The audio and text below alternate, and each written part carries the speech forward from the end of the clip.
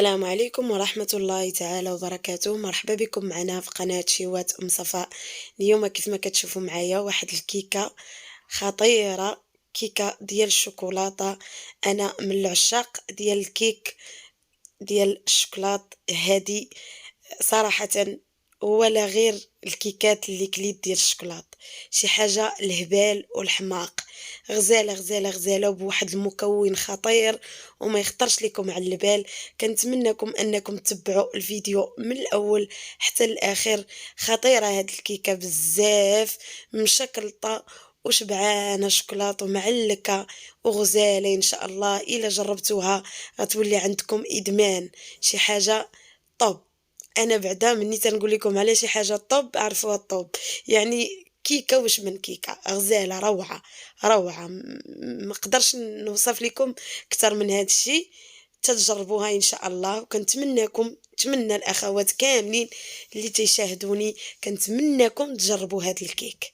هاد الكيكه غزاله غزاله بزاف. انا بعدا كنهضر على راسي، انا من العشاق ديال الكيك بالشوكولات، ولكن هذه غير الكيكات كاملين اللي جربت، هذه روعه.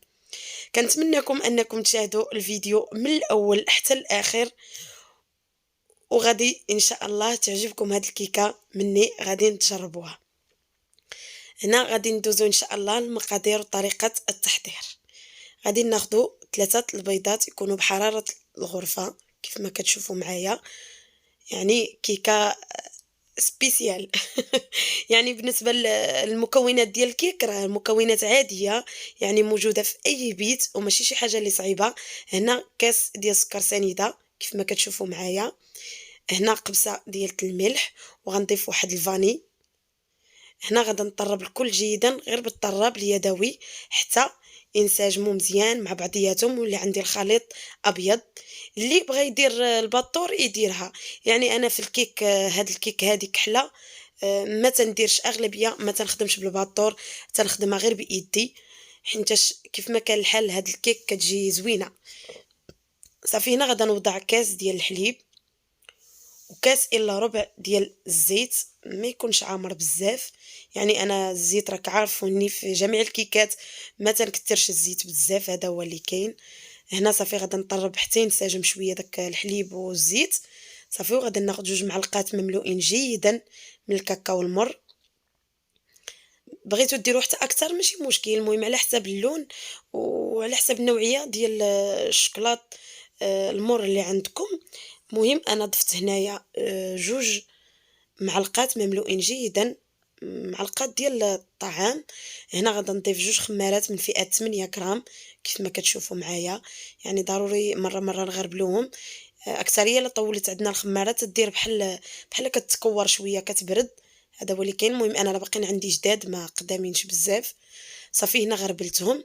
غادا نضيف الكاس الاول ديال الدقيق، يعني كاس يكون عامر مزيان، انا عمرته بالمعلقه.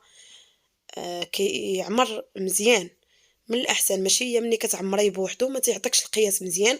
غنطرب هادو المكونات الاولى، وعاد غنضيف الكاس الثاني ديال الدقيق. هي هاد الكيك خاصها تكون خفيفه وما تكونش ثقيله بزاف في الخليط، باش تجينا الكيك ديالنا ناجحه وكتجي خفيفه بزاف. هذا هو اللي كاين. هنا راه بقات عندي خفيفه بزاف، غادا نزيد بحال المكونات اللي عندي ديال الدقيق. عندي 2 كؤوس مملوئين جيدا، وزدت في الاخير هاد الاضافه ديال معلقه اخرى، بحال 2 كؤوس زائد معلقه.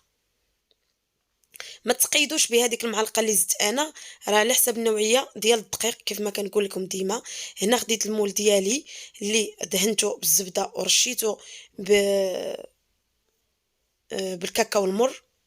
مهم القياس ديال المول اللي عندي فيه 24 سنتيم، هذا هو القياس ديال المول. صافي هنا غادا نوضع الكيك ديالي وغادا نخبطها واحد شي شويه. غادا ندخلها للفران حتى طيب، راكم عارفين ما تاخذش بزاف، 30 دقيقه تقريبا. هاد الكيك ما كتاخذش معنا بزاف. صافي وغادا نخرجها بعد ما دابا طابت. هانتوما كيفاش كتشوف راها جات زوينه وكتجي خفيفه. صافي غادا نحيدها من القالب ديالها وغادا نقسمها على 2. صافي هنا راه خليتها انا بردت شي شويه، باش منين نبغي نقسمها خليتها تقريبا واحد نصف ساعه، او حيتاش الكيك صغيره كتحكمي فيها. بالنسبه اللي خاف منها يخليها شويه ترتاح اكثر. المهم هنا غادا نقسمها على جوج على هذا الشكل هذا، وغادا نحطها على جنب. هنا غادي ندوزو المكون السحري اللي قلت لكم عليه. وبالنسبه للطريقه اللي غادي نديرو بها اللي باش غنسقيو الكيك ديالنا، هنا عندي تقريبا 140 ديال الشوكولاته غيش او شوكولاته عادي على حساب كل واحد والمكون الامكانيات ديالو. هذا هنا عندي 2 معلقات ديال الزبده، وعندي حليب نيسلي اللي شاركت معاكم، وعندي كاس ديال الحليب معامرش، كاس الا ربع. يعني هنا هذا هو المكون السحري اللي قلت لكم عليه، هو نيسلي. راه هاد الكيك راه كتجي غزاله بيه. هذا هو اللي كاين. هنا ضفت فوق النار، ضفت الحليب نيسلي وضفت الشوكولات. غنضيف هذوك 2 معلقات ديال الزبده. الا كانت عندكم الزبده من نوعيه جيده من الاحسن. انا راه ضفت زبده مزيانه على حساب الاخرين تيعطيو شي مذاقات ماشي هما هادوك، وعلى حساب الامكانيات ديالكم. هذا هو اللي كاين. المهم انا غنحطها فوق النار، وغدا على ما داب لي الشوكولات غدا نزيد داك نصف كاس ديال الحليب، وغدا نبقى نخلط فيه مزيان. ما تخافوش منه، غير يبدا يغلى ويدير لينا واحد الكشكوشه هكا بحال الفقاعات على هذا الشكل هذا. صافي غنخليوها واحد شوي حتى يدير مع بعضياتها ونحطها على جنب تبرد. وهنا غادي ندوزو ان شاء الله باش نسقيو الكيك ديالنا. خديت نصف كاس ديال الحليب هو باش سقيتها، حيتاش هي اصلا تتكون رطبه بزاف، ما تيحتاجش انني نسقيها بزاف. صافي هنا ضفت في الوسط. غادا نضيف نصف الكميه وغنخلي نصف الكميه باش نديرها على برا.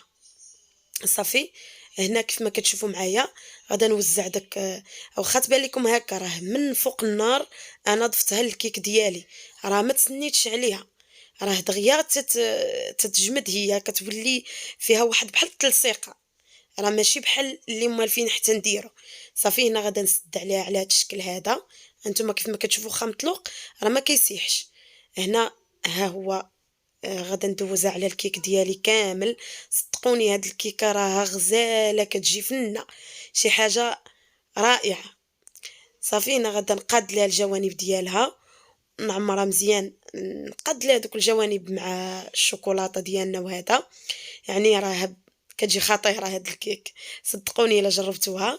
وبالنسبه اللي بغى الطريقه ديال الحليب نيسلي اللي شاركت معكم، راها سهله بزاف وزوينه، ممكن انكم تاخذوها، راه كاينه عندي في القناه.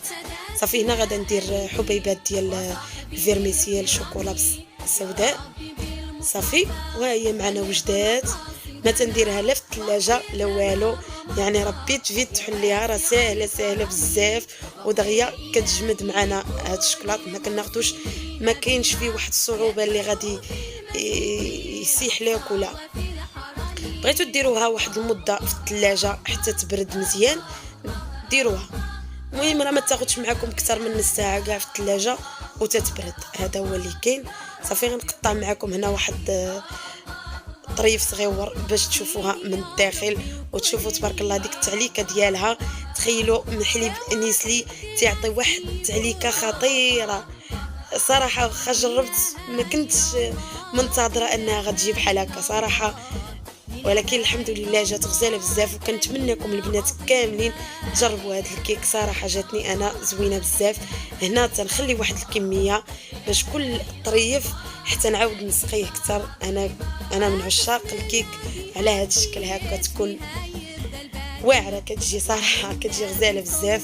هنا كنقول لكم نتمنى من الله ان الفيديو يكون عجبكم ونال الاعجاب ديالكم. ما تنسوناش بلي لايك ديالكم ودعمونا، وكنتمنى انكم تجربوا هذا الكيك، راه غادا تعجبكم بزاف.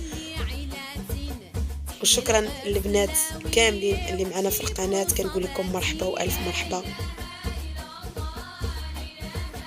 شوفوا القوام ديالها كيفاش كتجي